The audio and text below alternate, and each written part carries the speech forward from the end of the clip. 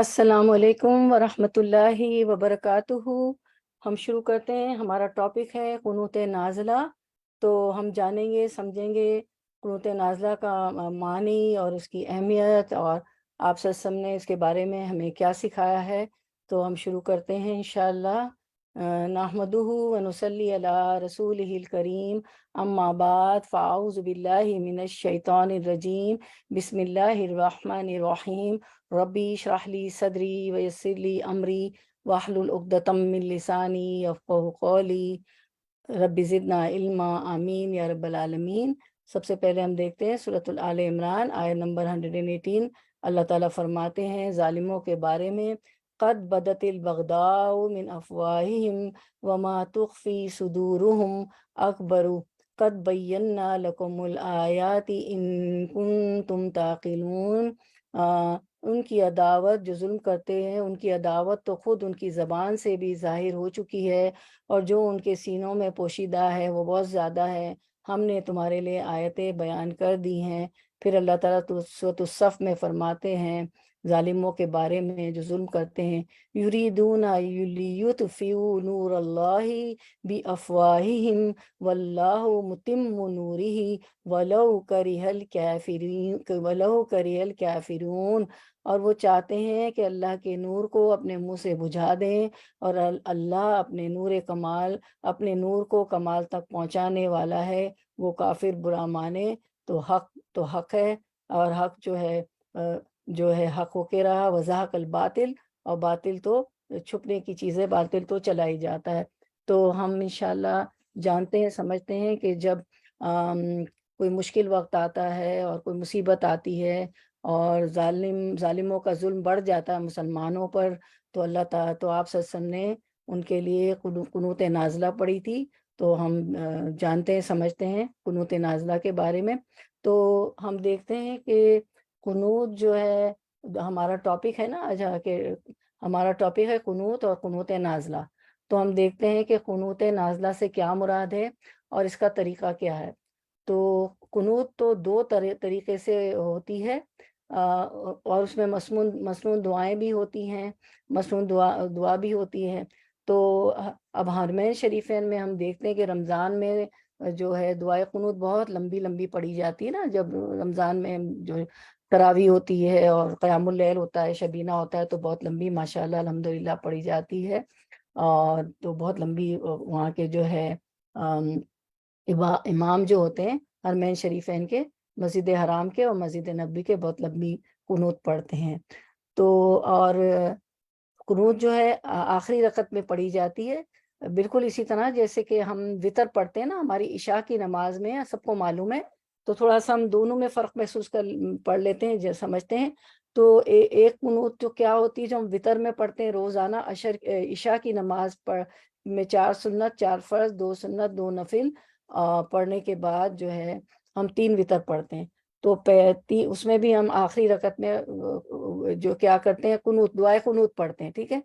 तो उसकी पहली रकत में हम क्या पढ़ते हैं, 3 रकतें होती हैं। पहली रकत में हम पढ़ते हैं सूरतुल आला, सब्बिहिस्मा रब्बिकल आला पढ़ते हैं।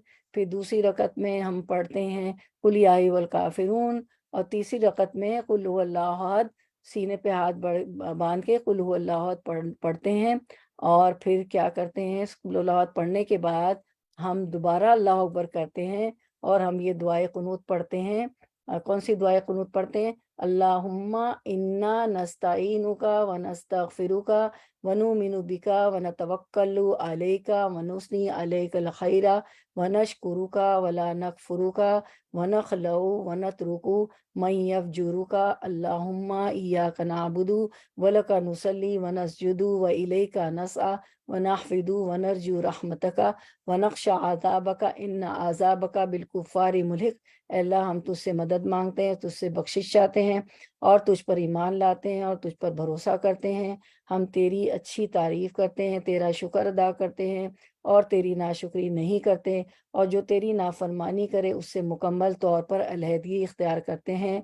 ऐ अल्लाह हम तेरी ही इबादत करते हैं और तेरे लिए ही नमाज पढ़ते हैं, तुझे ही सजदा करते हैं, تیری ہی طرف دوڑتے ہیں اور حاضری دیتے ہیں، ہم تیری رحمت کے امیدوار ہیں اور تیرے عذاب سے ڈرتے ہیں، بے شک تیرا عذاب کافروں کو ہی پہنچنے والا ہے۔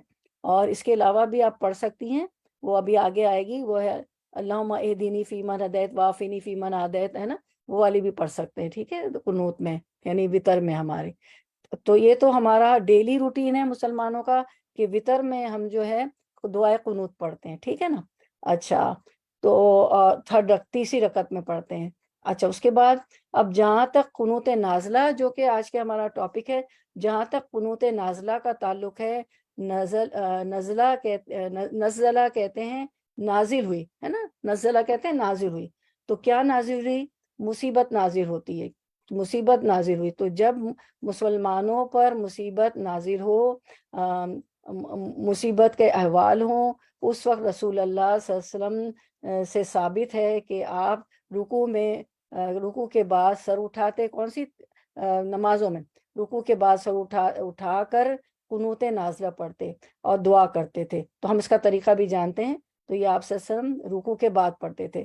ہاں، تو ہم رکوع سے پہلے قنوت پڑھ لیتے نا، جیسے کہ ابھی میں نے آپ کو کہا کہ تیسری رکعت میں ہم سورۃ الفاتحہ پڑھنے کے بعد جو ہے اللہ اکبر کہتے ہیں اور قنوت پڑھتے ہیں، اللہم انا نستعینک و نستغفرک، ٹھیک ہے نا، اور پھر رکوع کرتے ہیں۔ تو آپ صلی اللہ علیہ وسلم پہلے رکوع کرتے اور پھر رکوع سے سر اٹھانے کے بعد قنوت نازلہ پڑھتے، جب بھی یعنی کہ ظلم ہوتا، جیسے ایک دفعہ 70 صحابہ کو قتل کر دیا گیا تھا، شہید ہو گئے تھے وہ، تو آپ نے قنوت نازلہ پڑھی تھی، لیکن آپ رکوع سے سر اٹھانے کے بعد پڑھتے تھے، ٹھیک ہے۔ اور ہم رکوع سے پہلے قنوت پڑھتے ہیں، تو دونوں طرح ثابت ہے، ہم پڑھتے ہیں وہ بھی صحیح ہے اور یہ بھی صحیح ہے۔ اچھا، اب یہ میں نے تو آپ کو بریف کر دیا۔ اب قنوت کا مطلب کیا ہے؟ تو قنوت ایک دعا ہے، اور ایک ایسی دعا ہے کہ اللہ کے سامنے کھڑے ہونا، عاجزی سے جو ہے عاجزی سے کھڑے ہونا، اللہ کے سامنے کھڑی ہونا، عاجزی اور فرما برداری کے ساتھ اللہ کے سامنے کھڑے ہونا، اور ڈیووشن کے ساتھ کھڑے ہونا، اور کیونکہ کھڑے ہو کر ہی کچھ مانگا جا سکتا ہے نا، تو کھڑے ہو کے ہم وطر میں مانگ رہے ہوتے، ٹھیک ہے۔ اور قنوت نازلہ بھی ایک نماز میں مانگی جاتی ہے، تو وہ بھی اس کا بھی طریقہ بتاتی ہوں۔ تو ہمارے وطر کی نماز میں بھی قنوت ہے، اور قنوت نازلہ مصیبت نازل ہونے پر مانگی جاتی ہے۔ اور جو ہے اس وقت جو ہمارے آپ کو پتہ ہے کہ مسلمان بہن بھائیوں بچوں بوڑھوں کا کیا حالات ہیں، ہم دیکھتے ہیں فلسطین میں، تو اب اس کے لیے قنوت نازلہ ہمیں پڑھنی چاہیے۔ تو اب اس کا طریقہ دیکھتے ہیں۔ ہم جو قنوت میں جو ہم پڑھتے ہیں اللہم انا نستعینک کا، تو ہم قنوت نازلہ کا طریقہ دیکھتے ہیں کہ قنوت نازلہ کا کیا طریقہ ہے۔ اور بھی دعا ہے جو آپ صلی اللہ علیہ وسلم نے حسن رضی اللہ عنہ کو سکھائی تھی، ابھی وہ آئے گی۔ تو دعائے قنوت وطر کے آخری رکعت میں رکوع کے بعد ہوگی، اور اگر رکوع سے پہلے بھی پڑھ لی جائے تو اس میں کوئی حرج نہیں، لیکن رکوع کے بعد افضل ہے، ٹھیک ہے، جیسے کہ آپ صلی اللہ علیہ وسلم پڑھتے تھے۔ اور رہی قنوت، تو لوگ اس میں دو فریق اور ایک وسط طبقہ ہے، ان میں سے کچھ تو کہتے ہیں کہ قنوت صرف رکوع سے قبل ہے، اور کچھ یہ کہتے ہیں کہ رکوع کے بعد ہے۔ اور اہل حدیث کے فقہا مثلا امام احمد حنبل وغیرہ دونوں کو جائز قرار دیتے ہیں کہ رکوع سے قبل ہو یا رکوع کے بعد ہو، دونوں درست ہے، کیونکہ سنت میں یہ دونوں وارد ہیں اور ثابت ہے۔ اگرچہ انہوں نے رکوع کے بعد قنوت کو اختیار کیا ہے، کیونکہ یہ اکثر اور اقیس ہے۔ اور اب ہم دیکھتے ہیں کہ اور اس میں وہ ہاتھ اٹھائے، جب قنوت پڑھے نا تو ہاتھ اٹھانا چاہیے۔ عمر رضی اللہ عنہ سے بھی یہ ثابت ہے، اور بہیقی رحمۃ اللہ علیہ نے بھی روایت کی ہے اور اس کو صحیح کہا ہے کہ کیا کرنا چاہیے، اس کو جو ہے ہاتھ اٹھانا چاہیے جب ہم قنوت پڑھتے ہیں نا، دعائے قنوت اللہم انا نستعینک کا۔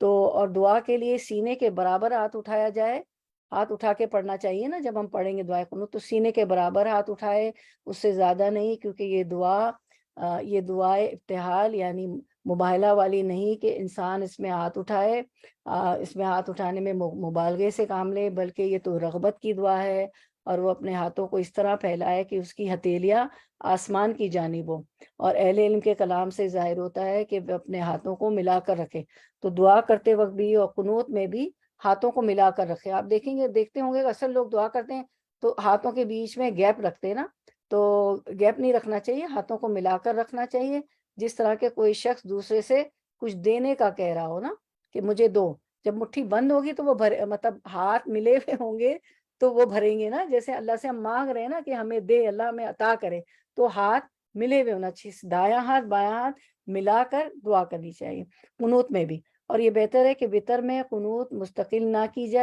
جائے بلکہ بعض اوقات کرے، کیونکہ یہ رسول کریم صلی اللہ علیہ وسلم سے ثابت نہیں، بلکہ آپ صلی اللہ علیہ وسلم نے حسن بن علی رضی اللہ عنہما کو قنوت وتر میں دعا کرنے کے لیے سکھائی تھی، حسن بن رضی اللہ تعالیٰ عنہ کو قنوت میں سکھائی تھی، تو وہ ہم دیکھتے ہیں کہ وہ کیا دعا سکھائی تھی۔ اور جو ہے حسن بن رضی علی کون تھے؟ علی رضی اللہ عنہ کے بیٹے تھے، ٹھیک ہے، تو اور آپ صلی اللہ علیہ وسلم کے نواسے تھے، تو ان کو یہ سکھائی تھی اللہم ہدنی فی من ہدیت وعافنی فی من عافیت وتولنی فی من تولیت وبارک لی فی ما آتیت وقنی شر ما قضیت انک تقضی ولا یقضی علیک وانہ لا یذل من والیت ولا یعز من عادیت تبارکت ربنا وتعالیت ولا ملجا منک الا الیک، ٹھیک ہے۔ ویسے جو ہم اس میں پڑھیں گے نا ہمارے وتر میں، تو ہم پڑھیں گے ربنا وتعالیت تک، ٹھیک ہے، ولا ملجا منک الا الیک نہیں پڑھیں گے، ٹھیک ہے۔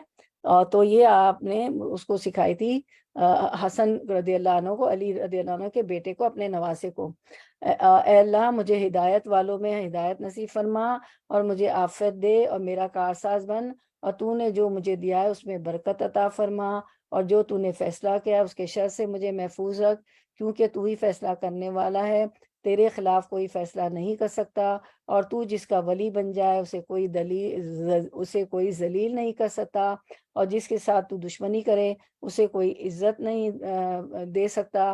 اے ہمارے رب تو بابرکت اور بلند ہے، اور تیرے علاوہ کہیں جائے پناہ نہیں، ولا ملجا منک الا الیک، اور تیرے علاوہ کہیں جائے پناہ نہیں ہے۔ اور آخری جملہ ولا منجا منک الا الیک جو ہے ابن مندو نے اور توحید میں روایت کیا ہے، اور علامہ البانی نے اسے حسن قرار دیا ہے۔ تو یہ ہم نے دیکھ لی اسکرین پہ۔ اب ہم دیکھتے ہیں کہ اس کے بعد نبی صلی اللہ علیہ وسلم پر درود پڑھنا چاہیے۔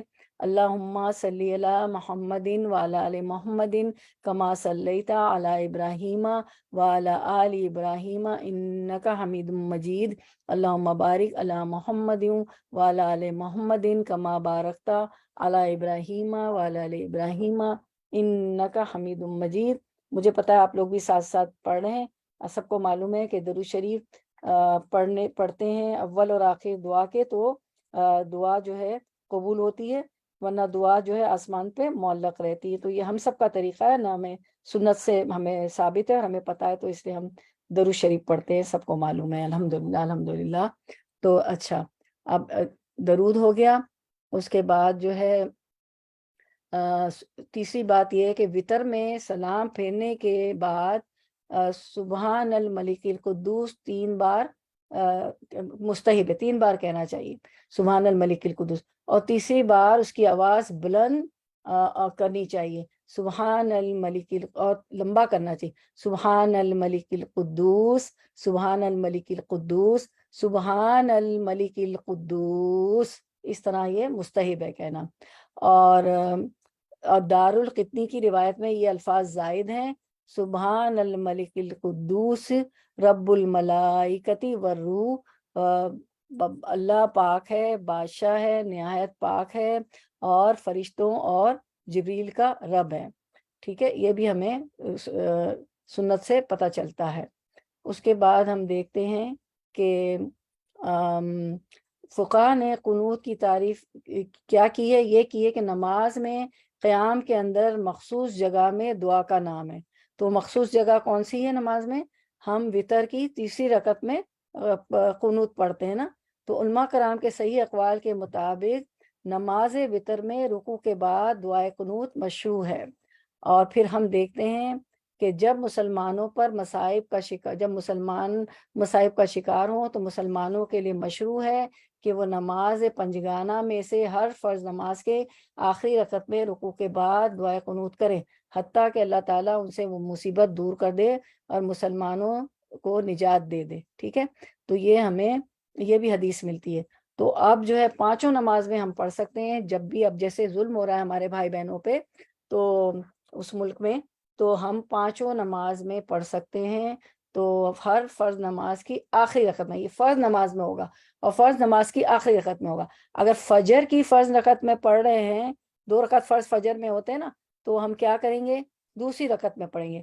اور ظہر کی فرض رکعت میں پڑھ رہے ہیں تو جو ظہر کے 4 ہوتے ہیں نا فرض، تو چوتھی رکعت میں پڑھیں گے. ٹھیک ہے، وہ پڑھ کے پھر ہم یہ جو ہے دعائے قنوت نازلہ پڑھیں گے. اور ہر قسم کے، ابھی ہم دیکھتے ہیں اور بھی قنوت نازلہ دعائیں، اور ہر قسم کے حالات میں نماز جب ظلم ہو رہا ہو. اور آج کل ہم دیکھتے ہیں کہ بہت سے اسکالرز نے، اماموں نے شروع کر دی ہے نا یہ قنوت نازلہ پڑھنے کے لیے، جو جن پہ ظلم ہو رہا ہے ہمارے مسلمان بھائیوں پہ، تو آپ صلی اللہ علیہ وسلم کی سنت کو فالو کرتے ہوئے شروع کر دیے. اور ہر قسم کے حالات میں نماز فجر میں دعائے قنوت کرنا یہ نبی کریم صلی اللہ علیہ وسلم سے ثابت نہیں کہ آپ صلی اللہ علیہ وسلم نے نماز فجر کو دعائے قنوت کے لیے خاص کیا ہو، اور نہ ہی یہ ثابت ہے کہ آپ صلی اللہ علیہ وسلم نے نماز فجر میں دعائے قنوت ہمیشہ اور اس پر مداومت کی ہو. بلکہ نبی کریم صلی اللہ علیہ وسلم سے تو یہ ثابت ہے کہ مصائب کے وقت، کلیمٹیز کے وقت اس کے مناسب مصائب کے وقت اس کے مناسب قنوت فرمائی. لہٰذا رسول کریم صلی اللہ علیہ وسلم نے صبح کی نماز میں بھی قنوت کروائی، اور دوسری نمازوں میں بھی، جس میں وہ رعال اور ذکوان قبیلے جنہوں نے نبی صلی اللہ علیہ وسلم کے بھیجے ہوئے قراء کرام صحابہ کو قتل کر دیا تھا، جنہیں دین کی تعلیم کے لیے مبلغ بنا کر، استاد بنا کر آپ صلی اللہ علیہ وسلم نے بھیجا تھا، 70 صحابہ کو ان کو قتل کر دیا تھا، شہید کر دیا تھا. تو ان کے لیے قنوت فرمائی تھی آپ صلی اللہ علیہ وسلم نے. ٹھیک ہے، تو اور یہ بھی ثابت ہے کہ نبی صلی اللہ علیہ وسلم صبح اور دوسری نمازوں میں کمزور مسلمانوں کے لیے دعا کرتے تھے کہ اللہ تعالیٰ انہیں دشمن سے نجات دلائے، لیکن اس پر مداومت اور ہمیشگی نہیں کی. جب جو ہے مصائب ختم ہو جاتے تھے تو پھر نہیں دعا کرتے تھے.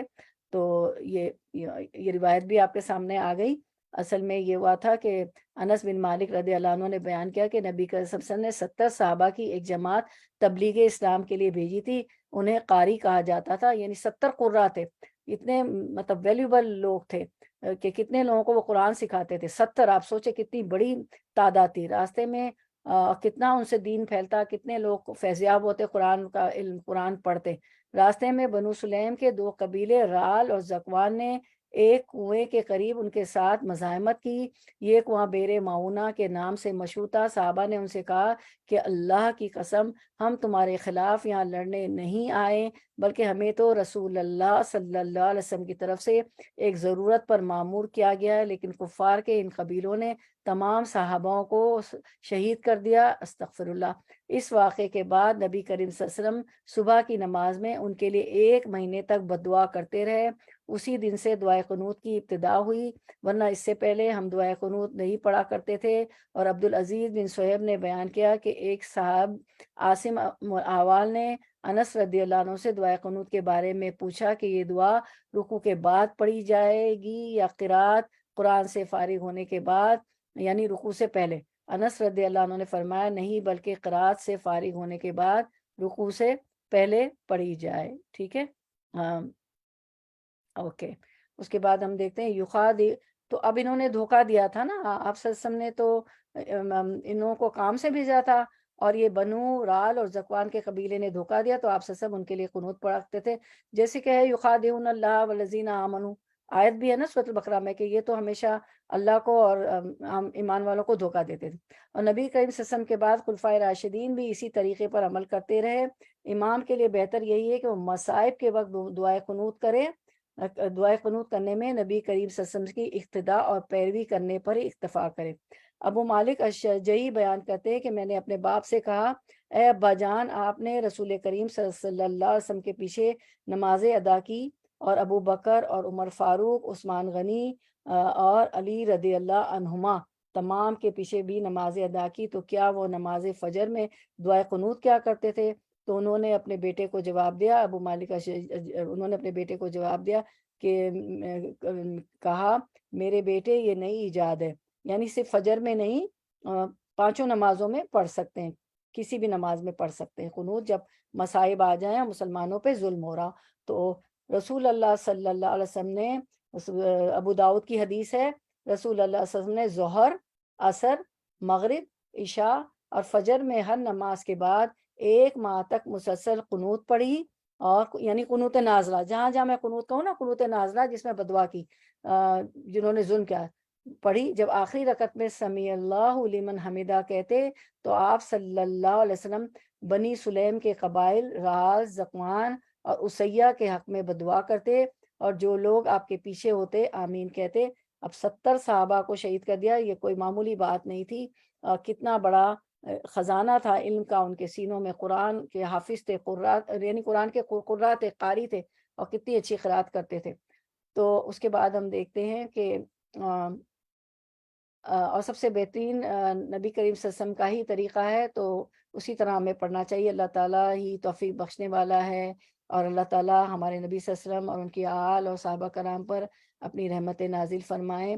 اب یہ ہے کہ ایک سوال دل میں آتا ہے ذہن میں کہ کیا نماز وتر کی دعا قنوت کے لیے کوئی خاص اور محدود دعا ہے، اور مصیبت اور مشکلات کے وقت کی دعا خاص ہے؟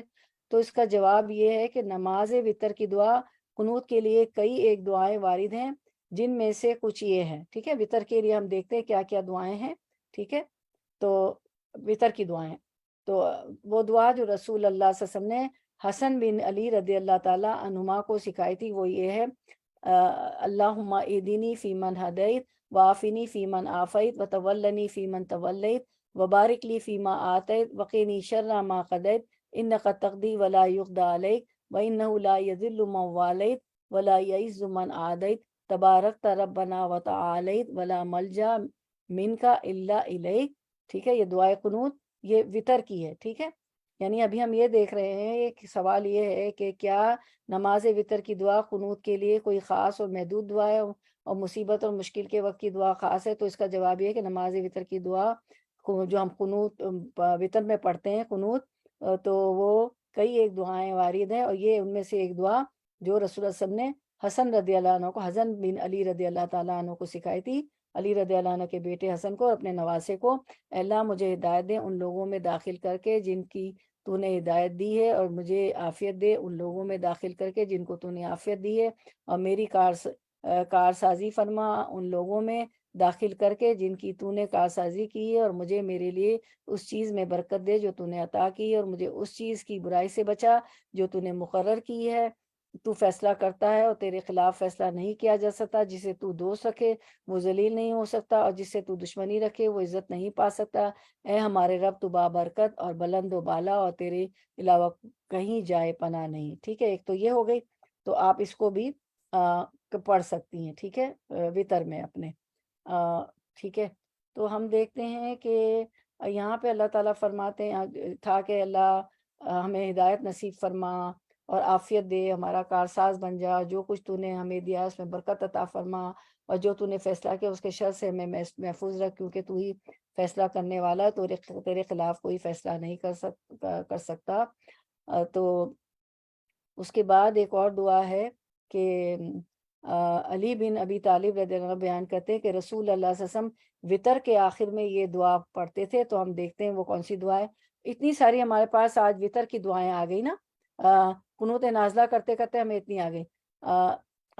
اچھا، اب ہمیں تو بہت ضرورت ہے ان دعاؤں کی، ان سب چیزوں کی، کیونکہ ہمیں حب دنیا ہو گئی ہے، ہم موت کو بھول گئے ہیں۔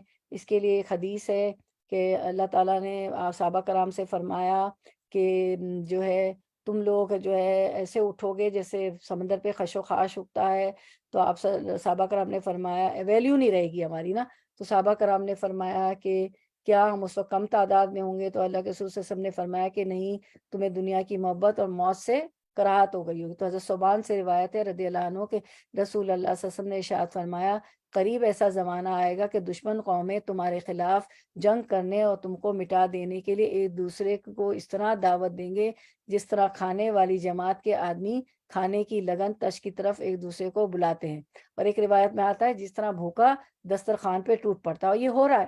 اب آپ دیکھیں، پہلے ہم نے کشمیر کے بارے میں سنا تھا، پھر سیریا میں ہوا، شام میں ہوا، اب یہاں پہ ہو رہا ہے، جن کے لیے آج ہم جمع ہوئے دعا کرنے کے لیے، فلسطین۔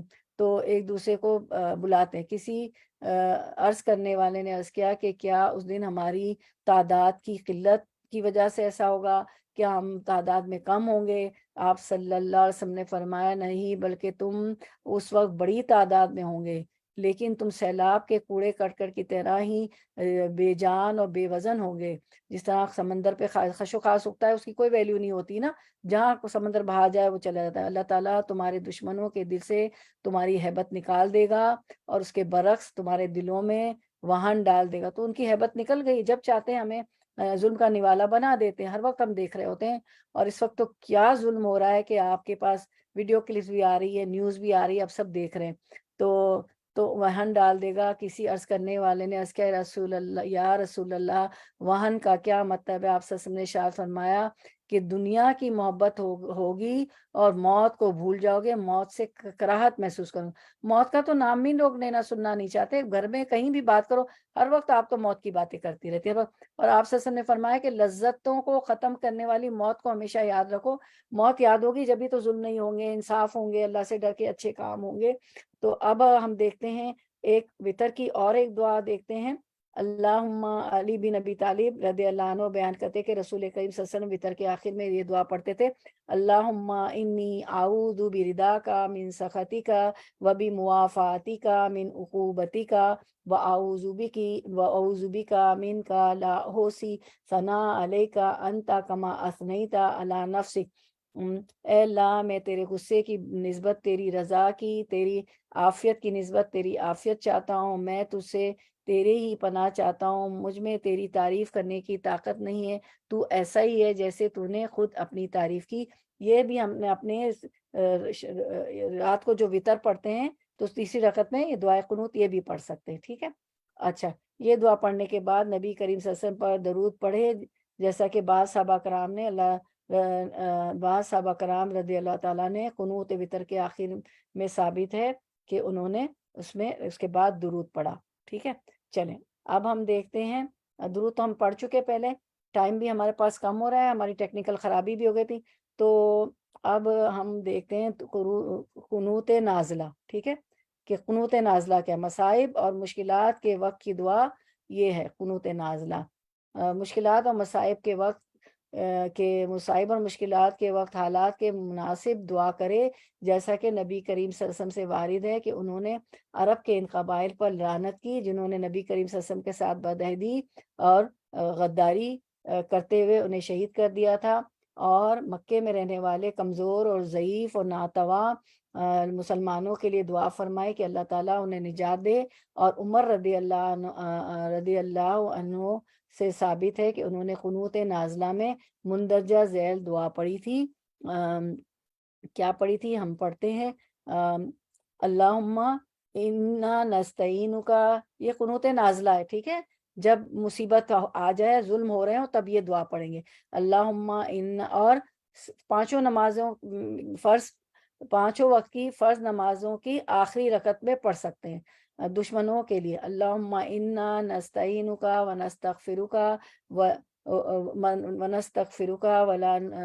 ولا نکفرک ونؤمن بک ونخلع من یفجرک، اللہم ایاک نعبد ولک نصلی ونسجد والیک نسعی ونعبد نرجو رحمتک ونخشی عذابک ان عذابک بالکفار ملحق، اللہم عذب الکفرۃ اہل الکتاب الذین یصدون عن سبیلک۔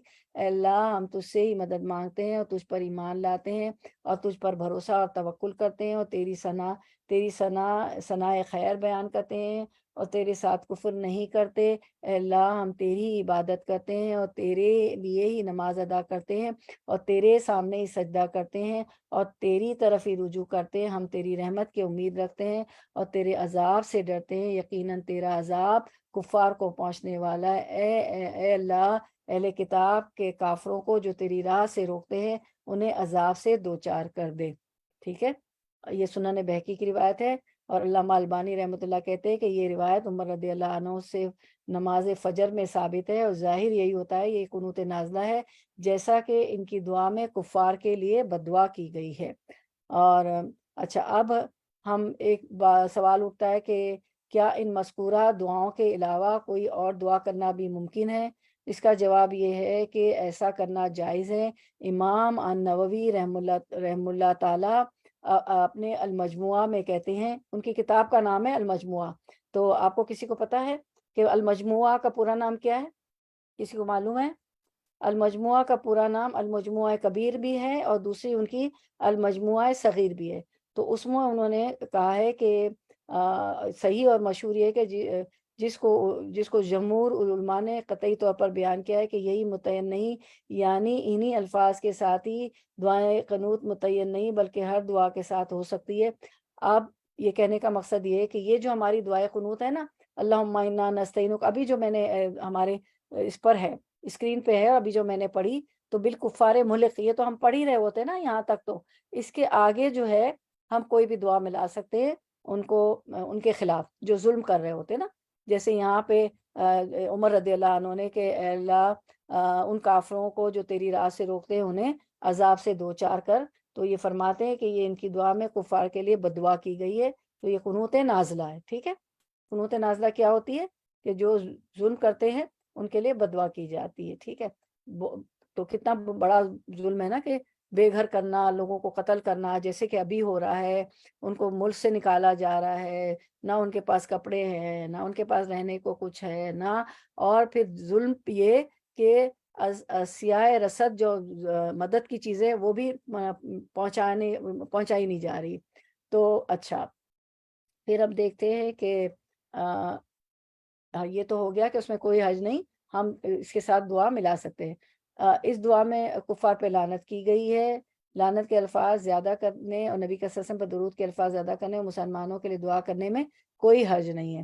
اب ایک اور چیز سوال اٹھتا ہے کہ کیا دعائے قنوت رکوع سے قبل ہوگی یا بعد میں ہوگی؟ تو اس کا جواب یہ ہے کہ اکثر احادیث اور اکثر اہل علم کے ہاں یہ ہے کہ دعائے قنوت رکوع کے بعد ہے، اور اگر رکوع سے پہلے بھی کر لی جائے تو کوئی حرج نہیں۔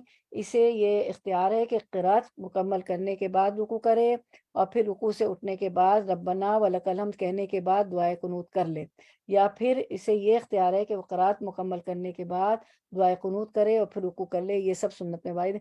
ہم کیا کرتے ہیں، اپنی قرات پوری کرتے ہیں، قل هو اللہ پڑھتے ہیں تیسری رکعت میں، پھر ہم جو ہے دعائے قنوت پڑھ لیتے ہیں نا۔ ٹھیک ہے، تو یہ بھی درست ہے۔ اور اس دعائے قنوت پڑھے بغیر ہم رکوع کر لیں، سبحان ربی العظیم سبحان ربی العظیم، پھر رکوع سے اٹھیں، سر اٹھائیں، سمی اللہ لمن حمیدہ، اس کے بعد ہم دعائے قنوت پڑھ لیں۔ دونوں طریقے سنت میں وارد ہے، دونوں طرح کیا جا سکتا ہے۔ ٹھیک ہے، تو دونوں سنت میں میں۔ ہمیشہ شہناز، میں ہمیشہ رکوع کے بعد ہی اچھا پڑھتی میری ہوں بات ہمیشہ۔ سنیں، پتہ ہے ہمارے پاس ٹائم کم ہے، میں سب کے سوال لوں گی انشاءاللہ۔ ٹھیک ہے، تو یہ سب کے سوال لوں گی، ورنہ پتہ ہے میں سارا بھول جاؤں گی، کہاں سے کہاں نکل جاؤں۔ انشاءاللہ بہت اچھا، مطلب آپ لوگوں کی باتیں بڑی اچھی ہوتی ہیں، اس سے ہم سیکھتے ہیں، اسی سے تو سیکھ رہے ہوتے ہیں زیادہ زیادہ نا۔ تو انشاءاللہ آخر میں ہم رکھیں گے ٹائم، پہلے یہ فنش ہو جائے انشاءاللہ۔ جزاک اللہ خیر، پارٹیسپیٹ آپ لوگ کرتے ہیں، مجھے بہت اچھا لگتا ہے، ٹائم ہوتا ہے تو میں لے لیتے ہیں، ہم اس کو فنش کرتے ہیں۔ اب یہ ہے کہ اچھا، اب ایک تنبیہ ہے کہ سائل کا یہ کہنا کہ وہ نماز افضل ہے جس میں دعائے قنوت لمبی ہوتی ہے، تو افضل صلاۃ طول القنوت، جابر رضی اللہ عنہ سے مروی ہے کہ اللہ کے رسول صلی اللہ علیہ وسلم نے فرمایا سب سے افضل ترین نماز وہ ہے جس میں قنوت لمبا ہو، اور ہم دیکھتے ہیں کہ حرمین شریفین میں رمضان میں قنوت پڑھا کے اتنی لمبی دعا کرتے ہیں، ماشاءاللہ ماشاءاللہ، بہت لمبی دعائیں ہوتی ہے۔ تو یہ بات آ گئی کہ سب سے افضل ترین نماز وہ ہے جس میں قنوت لمبی ہو، یہ صحیح مسلم کی روایت ہے۔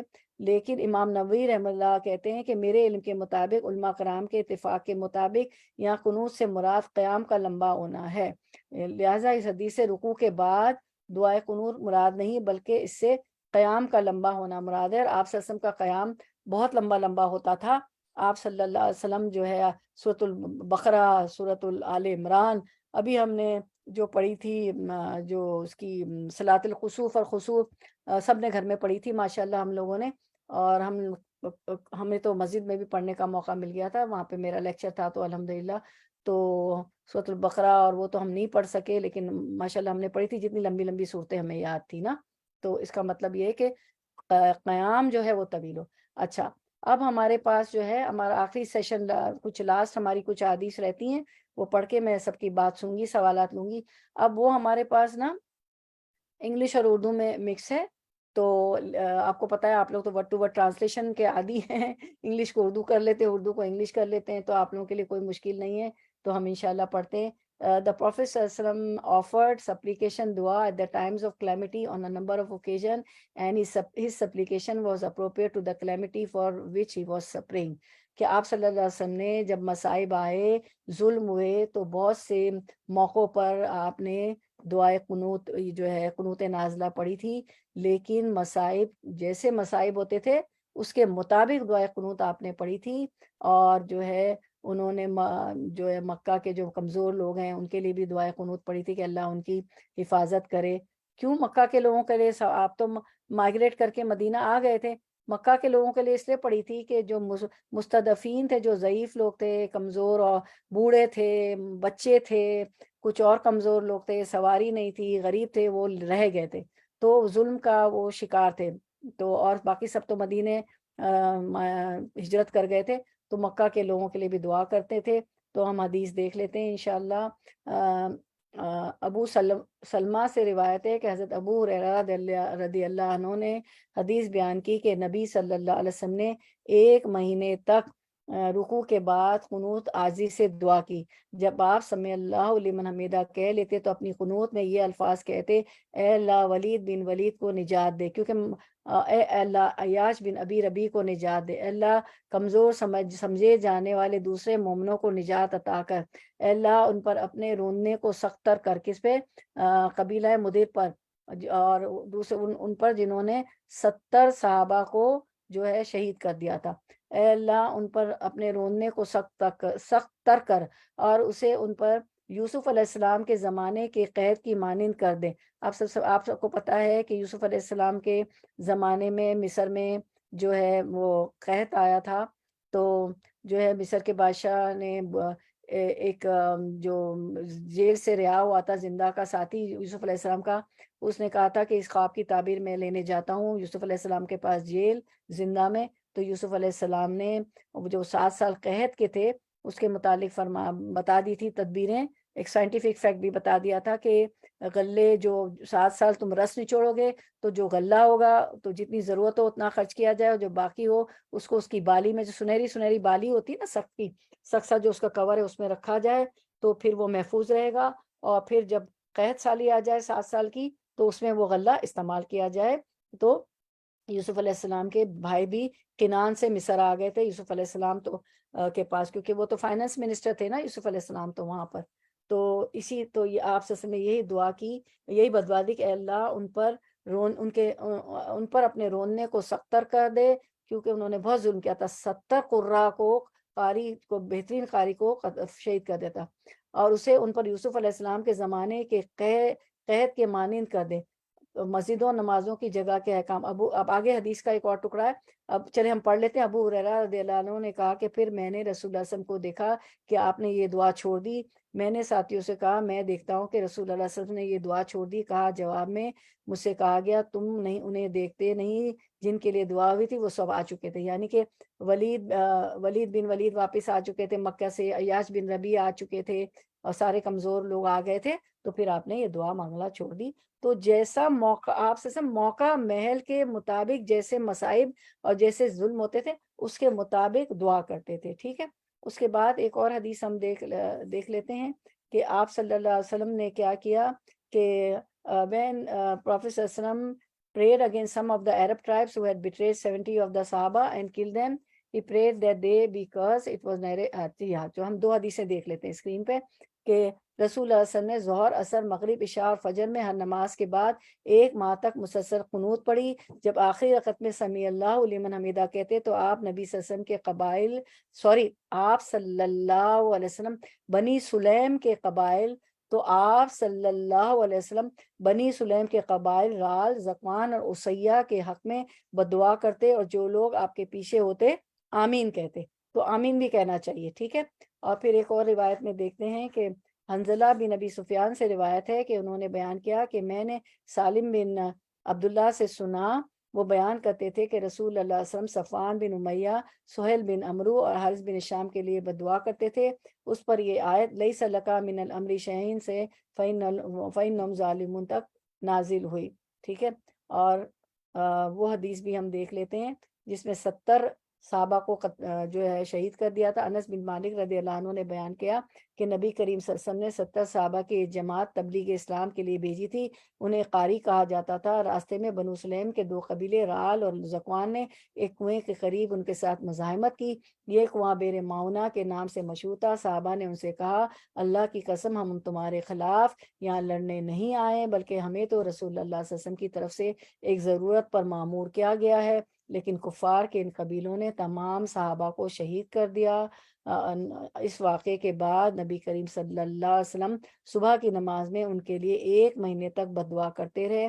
اسی دن سے دعائے قنوت کی ابتدا ہوئی، ورنہ اس سے پہلے ہم دعائے قنوت نہیں پڑھا کرتے تھے۔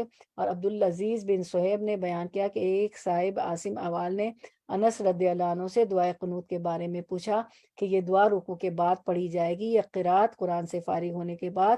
رکوع سے پہلے انس رضی اللہ عنہ نے فرمایا کہ نہیں، بلکہ قرات قرآن سے فارغ ہونے کے بعد رکوع سے پہلے پڑھی جائے گی، ٹھیک ہے۔ پھر ہمیں ایک اور روایت ملتی ہے، وہ انگلش میں اردو کر دوں گی۔ According to a report narrated by al Bukhari from Ibn عمر رضی اللہ عنہ he said he heard the messenger صلی اللہ علیہ وسلم، ابن عمر سے روایت ہے کہ انہوں نے آپ صلی اللہ علیہ وسلم سے سنا کہ when he lifted his head from bowing in the second rakah of فجر، جب آپ صلی اللہ علیہ وسلم رکوع سے سر اٹھاتے فجر کی دوسری رکعت میں تو کہتے او اللہ کا so and so so and so so and so after he said سمیع اللہ لمن حمیدہ، سمیع اللہ لمن حمیدہ کہنے کے بعد آپ سب کا نام لے کر کہتے کہ اللہ ان کو بددعا دیتے، ان کے لیے قنوت نازلہ پڑھتے، ٹھیک ہے، نام لے لے کے، جیسے ابھی اپنے پڑھی زکوان اور سارے اس کے لیے، ٹھیک ہے۔ اچھا، تو اب یہ آمین بھی کہنا، ہم نے ایک حدیث میں پڑھا کہ جب یہ دعا کی جائے قنوت نازلہ تو آمین بھی کہنا چاہیے، ٹھیک ہے۔ اچھا، اس کے بعد ہم دیکھتے ہیں کہ جی ہاں، یہ دیکھتے ہیں شیخ الاسلام ابن تیمیہ فرماتے ہیں کہ میں ترجمہ کر دوں گی، it is prescribed to say qunut at times of calamity, praying for the believers and praying against the believers in Fajr and other prayers، کہ شیخ الاسلام ابن تیمیہ کہتے ہیں کہ جو قنوت جو ہوتا ہے، قنوت جو ہے وہ مصائب کے وقت پڑھنا چاہیے، جب مشکلات آ جائے تو ایمان والوں کے حق میں پڑھنی چاہیے، جیسے کہ آپ سے نے دعا کی تھی نا کہ اللہ فلاں فلاں صحابی کی حفاظت فرما، اور جو ایمان والے نہیں ہیں، جو ظلم ڈھاتے ہیں، ان کے لیے ان کے خلاف پڑھنی چاہیے، جیسے کہ آپ سے نے قنوت نازلہ پڑھی۔ تو 10 عمر سیر قنوت رضی اللہ عنہ when fighting the Christians in his dua in which he said oh Allah curse the disbelievers of the people of the book، اور پھر عمر رضی اللہ عنہ نے جب ان کا جنگ ہو رہی تھی نصارہ سے تو انہوں نے یہ دعا پڑھی تھی دعا کہ جو ہم نے پڑھی تھی نا عمر رضی اللہ عنہ کی، اے اللہ جو ہے مطلب قنوت نازلہ انہوں نے پڑھی تھی کہ اللہ once fought a people and said qunut and prayed against them، the person who is saying qunut should say at the time of each calamity a supplication that is appropriate to that calamity if he names the believers for whom he is praying and the disbelievers against whom he is praying۔ تو نام بھی لے سکتے ہیں، اور جو ہے جیسے مصائب ہوں، جیسے حالات ہو، ویسی دعا کرنی چاہیے جیسے آپ صلی اللہ علیہ وسلم نے کی، اور ان کا نام بھی لینا چاہیے جیسے عمر رضی اللہ عنہ نے کی۔ اس کے بعد مجموعہ فتاوی ہے جس میں فتاوی ہے، ایک فتویٰ ہے اللجنہ الدائمہ کا کہ it is proven that Prophet صلی اللہ علیہ وسلم used to say قنوت at times of calamity، کہ یہ ثابت ہے کہ آپ صلی اللہ علیہ وسلم جو ہے مصائب کے وقت قنوت پڑھتے تھے، praying against the aggressors among the disbelievers، ان کے خلاف دعا کرتے قنوت نازلہ پڑھتے تھے بدعا، and praying for the weak and oppressed، اور ان کے خلاف پڑھتے تھے، اور جو کمزور ہیں اور جو مظلوم ہیں جن پہ ظلم کیا جاتا تھا ان کے حق میں پڑھتے تھے، جو مسلمان کمزور تھے اور جن پہ مظالم ڈھائے جاتے تھے، کہ اللہ تعالیٰ جو ہے to be safe from the plots and captivity of the کافر، کہ اللہ ان کو کافر کے جو ہے مقائد سے، کافر کی جو پلاٹس وہ لوگ بناتے ہیں، گندے پلاٹس قتل کرنے کے مسلمانوں کو جو تدبیریں اور سوچتے ہیں، تو ان کے قبضے سے بچا لے۔ تو ایسی جو ہے دعا کرتے تھے اللہ تعالیٰ مسلمان، آپ صلی اللہ علیہ وسلم مسلمانوں کے لیے، کمزوروں کے لیے، مظلوموں کے لیے، کہ اللہ ان کے مقائد سے بچا لے، ان کے غلبے سے بچا لے مسلمانوں کو۔ اور شیخ ابن عثیمین فرماتے ہیں اپنی شرح الممتی میں کہ he should say qanut with a supplication that is appropriate to the calamity that has come، کہ قنوت ایسی پڑھنی چاہیے، مصائب کے مطابق پڑھنی چاہیے۔ hence the Prophet صلی اللہ علیہ وسلم used to say qanut with words that were appropriate to the calamity، کیونکہ آپ صلی اللہ علیہ وسلم جو ہے جیسے مصائب، جیسے حالات ہوتے تھے، جیسی تکلیف ہوتی تھی، اسی کے مطابق جو ہے دعا، ویسے ہی دعا کرتے تھے، ویسے ہی قنوت پڑھتے تھے۔ and he did not say اللہم اہدنا فیمن ہدیت، او اللہ guide me among those whom you have guided، as some of the common folk do، اور آپ صلی اللہ علیہ وسلم نے یہ والی دعا نہیں پڑھی کہ اے اللہ ہمیں بھی ہدایت دے ان میں سے جن کو تو ہدایت دیتا ہے، جیسے کہ لوگ پڑھتے ہیں۔ It is not narrated in any حدیث، صحیح اور ضعیف، نہ یہ کسی ضعیف حدیث میں ہے نہ کسی صحیح حدیث میں ہے کہ اللہم اہدنا فیمن ہدیت، کہ اللہ ہمیں ہدایت دے جن کو تو ان میں سے کر دے جن کو تو نے ہدایت دی ہے، ٹھیک ہے۔ تو اس کے بعد یہ ہے کہ اس کے بعد فرمایا کہ اللہم اہدنی فیمن ہدیت، او اللہ guide me among those whom you have guided in obligatory prayers، rather he would offer a supplication that was appropriate to that calamity۔ یہ پڑھنے کی بجائے اللہم اہدنی فیمن ہدیت آپ وہ قنوت نازلہ پڑھتے تھے یا ان کے خلاف جو جیسے حالات ہوتے تھے، جیسا ظلم ہوتا تھا۔ On one occasion Prophet صلی اللہ علیہ وسلم prayed for some of the weak and oppressed people، asking Allah to save them until they came to him in Medina۔ ابھی ہم نے پڑھی تھی نا کہ اللہ تعالیٰ آپ نے صحابیہ کے کچھ صحابہ کے نام لیے تھے کہ اللہ مکے میں وہ رہ گئے تھے، وہ کمزور ہیں، وہ جو ہے مظلوم ہیں، تو ان کی مدد فرما، ان کی حفاظت فرما، تو ان کے حق میں بھی پڑھتے تھے، ٹھیک ہے، دعا حق میں کرتے تھے مسلمانوں کے، اور جیسے حالات ہوتے تھے، اور جو ہے جیسا ظلم ہوتا تھا کا کفار جو ظلم کرتے تھے، تو اس کے مطابق جو ہے آپ قنوت نازلہ پڑھتے تھے۔ تو اب جو ہے یہ کہا گیا ہے کہ کیا کیسا پڑھنا چاہیے۔ based on this the worshipper should choose a supplication that is appropriate to the calamity and say that، تو ہمیں جو ہے مسلمانوں کو ویسی ہی دعا پڑھنی چاہیے جیسے کہ حالات ہوں، جیسے کہ مصائب ہوں، اپنی دعا جو ہے حالات کے مطابق دعائے نازلہ مانگنی چاہیے۔ So whoever says the dua of Prophet صلی اللہ علیہ وسلم because it is appropriate to the calamity that has befallen the Muslim، such as saying with regard to that which has been fallen، جو آج کل ہو رہی ہے، تو ہمیں پڑھنا چاہیے کہ یا اللہ ان جو ہے کمزور اور جو مظلوم مسلمان ہیں ان کی مدد کیجئے، یا اللہ ان پہ رحم فرما دیجئے، یا اللہ، اور جو ان کو کر رہے ہیں، جو ان پہ ظلم کر رہے ہیں، اللہ ان کو عذاب دیجئے، اور یا اللہ ان کی مدد فرمائیے، اور جو ہے ان کو بہت سخت دعا کرنا چاہیے، جیسے کہ آپ صلی اللہ علیہ وسلم نے کی تھی کہ یوسف علیہ السلام کی قحط سالی جیسے قحط ان پر، کیونکہ انہوں نے ننگا بھوکا کر دیا نا، بالکل گھر بار ان کے سب لوٹ لیے، بلکہ ملک سے نکال رہے ہیں، اور ان پہ مظالم ڈھائے جا رہے ہیں۔ تو کیونکہ آپ صلی اللہ علیہ وسلم کی جو دعائیں ہوتی تھی وہی ہمیں مانگنی چاہیے، کیونکہ وہ بہت کمپریہنسو ہوتی ہے، یعنی کہ بہت زیادہ کمپریہنسو کا مطلب ہوتا ہے کہ ٹو دا پوائنٹ ہوتی ہے، لمبی نہیں ہوتی، لیکن چھوٹی بات میں جو کیا ہوتا ہے کہ بہت ساری چیزیں کور ہو جاتی ہیں۔ آپ صلی اللہ علیہ وسلم کی بات کا انداز بھی ایسا تھا کہ بات چھوٹی ہوتی تھی اور جو ہے اس کو کور کر لیتے تھے۔ تو آپ صلی اللہ علیہ وسلم کی وہ ہم دعا دیکھتے ہیں، جنگ اور غلبہ اور مصیبت کے وقت قنوت نازلہ پڑھنی چاہیے، اسے قنوت نازلہ کہتے ہیں۔ نازلہ کا مطلب کیا ہوتا ہے کہ نازل ہوئی، کیا نازل ہوئی، کوئی مصیبت نازل ہو گئی نا، تو امیر المومن جیسے مصیبت اب نازل ہوئی، جب بھی مسلمانوں پہ اب نازل ہوئی بھی ہے اور ظلم ہو رہے ہیں، تو امیر المومنین عمر بن خطاب رضی اللہ عنہ فجر کی نماز کے بعد رکوع کے بعد قنوت کرتے تھے، تو وہ قنوت کیا ہے ہم پڑھ لیتے ہیں، دیکھ لیتے ہیں۔ اللہم اغفر لنا وللمؤمنین وللمؤمنات والمسلمین والمسلمات والف بین قلوبہم واصل ذات بینہم وانصرهم علی عدوک وعدوہم اللہم الان کفرۃ اہل الکتاب الذین یصدون عن سبیلک ویکذبون رسولک ویقاتلون اولیاءک اللہم خالف بین کلمتہم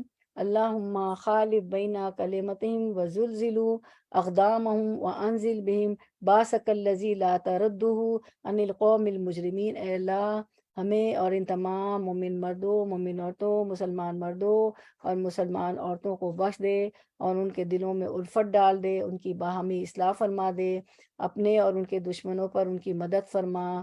اے الہی کافروں کو اپنی رحمت سے دور کر، جو تیری راہ سے روکتے ہیں، تیرے رسولوں کو جھٹلاتے ہیں اور تیرے دوستوں سے لڑتے ہیں۔ الہی ان کے درمیان پھوٹ ڈال دے، ان کے قدم ڈگمگا دے۔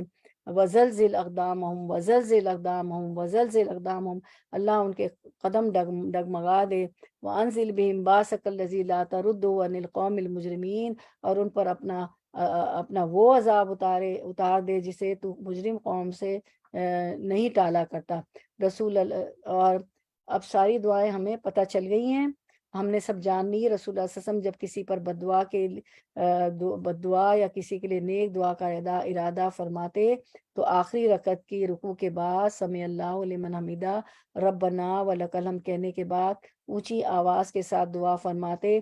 اس موقع پر آپ صلی اللہ علیہ وسلم اپنے دونوں ہاتھ اٹھاتے، اور آپ کو روایت میں نے بتائی تھی کہ سینے کے برابر کے قریب اٹھانا چاہیے۔ رسول اللہ صلی اللہ علیہ وسلم نے ایک اور دونوں ہاتھ جوائنٹ ہونے چاہیے، ملے ہوئے ہونے چاہیے۔ رسول اللہ صلی اللہ علیہ وسلم نے 1 ماہ تک 5 نمازوں میں رکوع کے بعد قنوت نازلہ پڑھی، اور صحابہ رضی اللہ اجمعین آپ کے پیچھے آمین کہتے جاتے تھے۔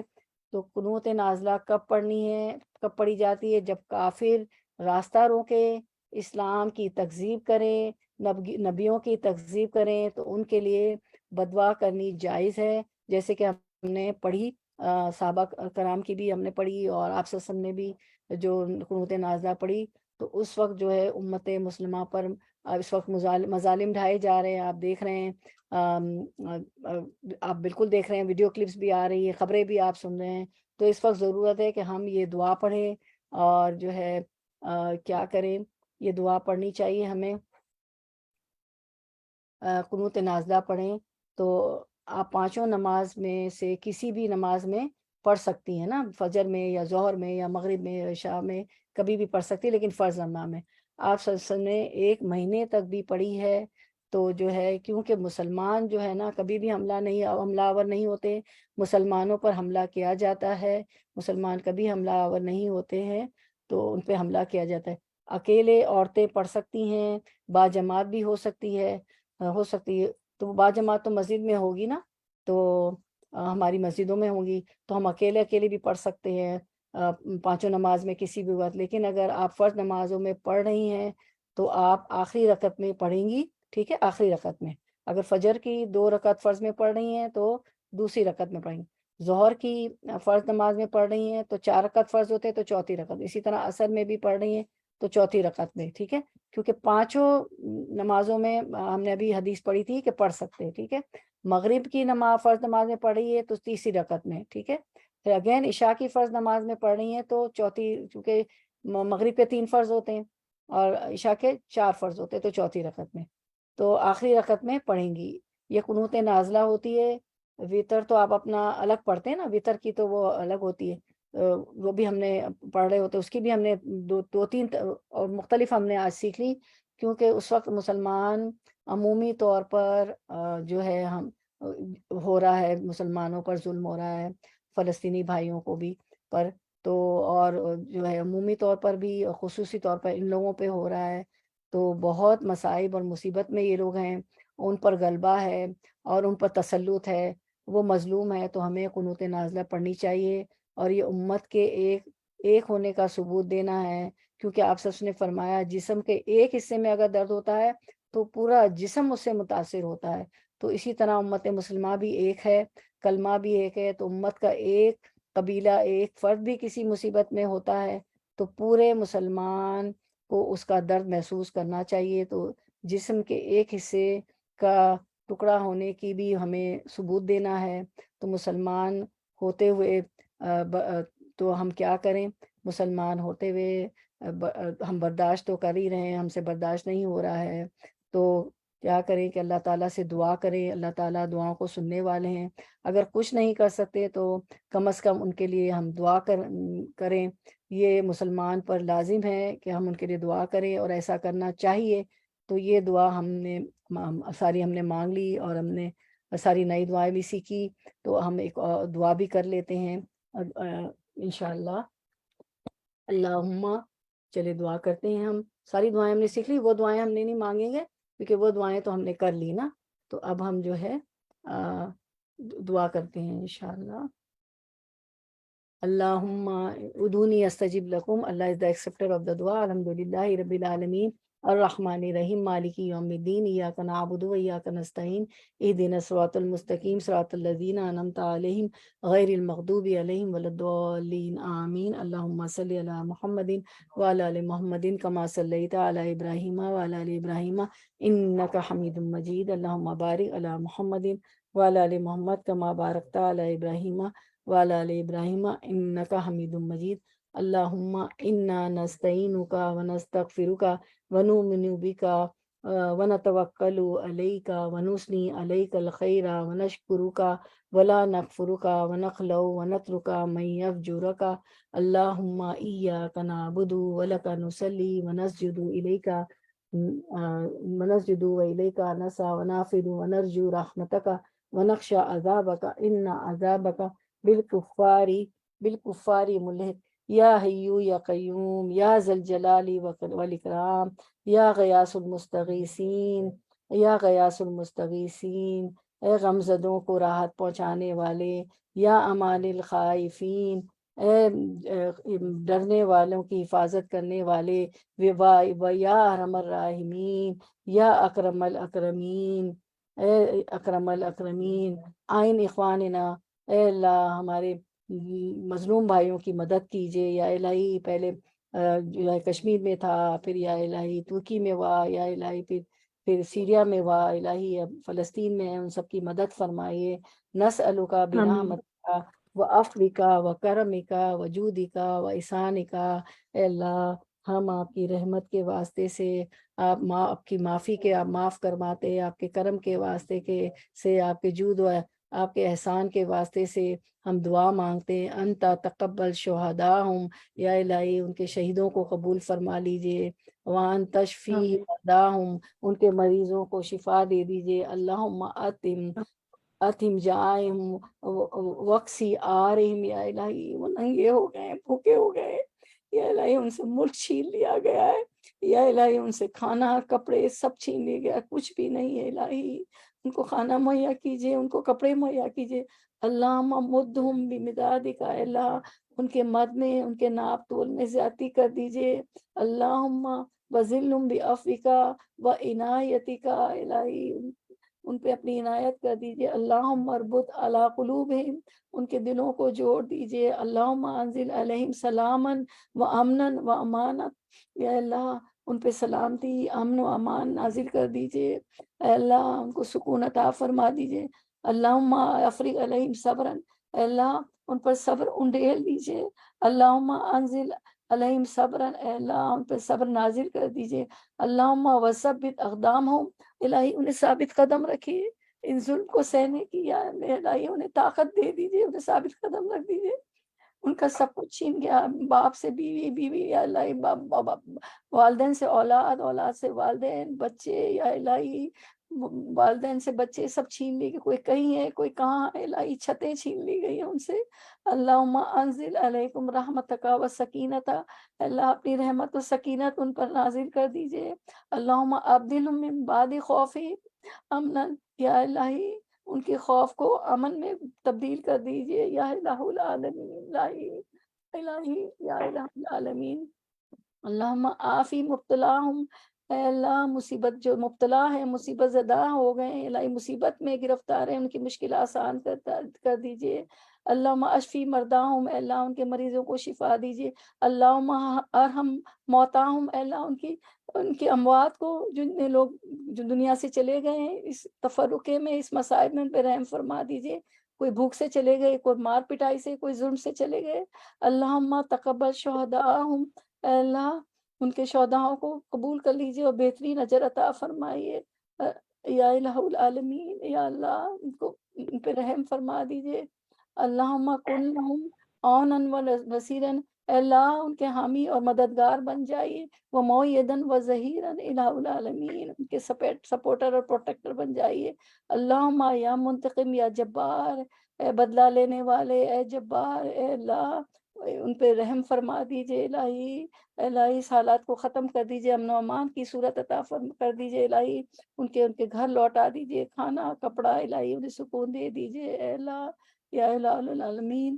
الہی آپ تو عزیز ہے، یا الہی آپ تو زبردست ہے، قہار ہے، یا منزل الکتاب، اے کتاب کے اتارنے والے، واعظم الاحزاب، اے گروہوں کو شکست دینے والے، الہ العالمین ان پہ رحم فرما دیجیے، اور یا الہی ان کے دشمنوں سے یا الہی بدلہ لے لیجیے، یا الہی ان کے خلاف جنہوں نے ان کے خلاف، یا الہی آپ تدبیریں کر دیجیے، الہ العالمین، اے اللہ ان پہ رحم فرما دیجیے، یا قوی یا عزیز، الہی ان کی مشکلات آسان فرما دیجیے، الہ العالمین، یا الہی یا ارحم الراحمین برحمتک یا ارحم الراحمین، یا الہی مشکلوں کو آسان فرما دیجیے، الہ سبحان ربک رب العزت عما یصفون، اللہم صلی علی محمد وعلی آل محمد کما صلیت علی ابراہیم وعلی آل ابراہیم انک حمید مجید، سبحان ربک رب العزت عما یصفون وسلام علی المرسلین والحمد للہ رب العالمین، ربنا تقبل منا انک انت السمیع العلیم